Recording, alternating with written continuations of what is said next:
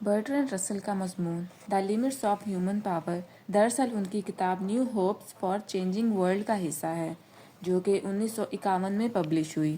اس کے اہم نکات کچھ یوں ہیں۔ پہلا نکتہ، انسان نہ تو بالکل بے بس ہے اور نہ ہی قادر مطلق۔ رسل کا کہنا ہے کہ انسان اکثر دو انتہاؤں کے درمیان گھومتا رہتا ہے، یا تو وہ کائناتی قوتوں کے سامنے خود کو بالکل بے بس سمجھ لیتا ہے یا پھر سائنسی ترقی کے نشے میں خود کو خدا سمجھنے لگتا ہے۔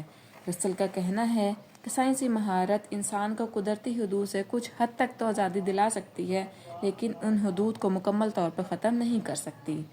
نمبر 2، رسل ان سرمایہ داروں اور منصوبہ سازوں پر تنقید کرتے ہیں جو سمجھتے ہیں کہ فطرت کو انسانی مرضی کے مطابق جیسے چاہیں ڈھالا جا سکتا ہے۔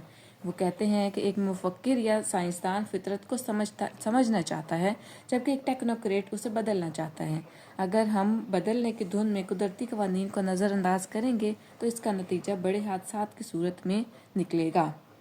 نمبر 3، قدرت لاکھوں سال لگا کے پیچیدہ عمل کے ذریعے جنگلات، معدنیات اور زرخیز مٹی بناتی ہے، جبکہ جدید صنعت اس کے برعکس کام کرتی ہے۔ یہ ان پیچیدہ وسائل کو چند دنوں میں استعمال کر کے ناقابل استعمال کچرے میں بدل دیتی ہے۔ جیسے درخت سے بنے کاغذ کو جلا سکتے ہیں، مگر کاغذ سے درخت کو دوبارہ نہیں بنا سکتے۔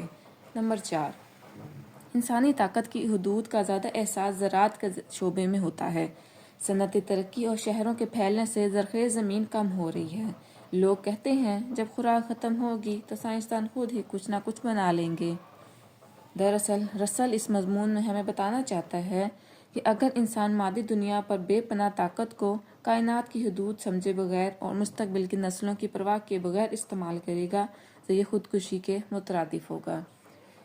اس کے کچھ اہم الفاظ معنی ہم کر لیتے ہیں۔ اومنی پوٹینٹ کا مطلب ہوتا ہے قادر مطلق، امپوٹینٹ کا مطلب ہوتا ہے بے بس، ایروگنس کا مطلب ہوتا ہے غرور، میلیبل کا مطلب ہوتا ہے لچکدار، ٹیکنوکریٹ کا مطلب ہوتا ہے تنقیدی منصوبہ ساز، سنتھیسس کا مطلب ہوتا ہے ملاپ، ریورسبل کا مطلب ہوتا ہے ناقابل واپسی، ایربل لینڈ کا مطلب ہوتا ہے زرخیز زمین، پوسٹیرٹی کا مطلب ہوتا ہے آنے والی نسلیں، انٹاکسیکیٹنگ کا مطلب ہوتا ہے نشہ آور۔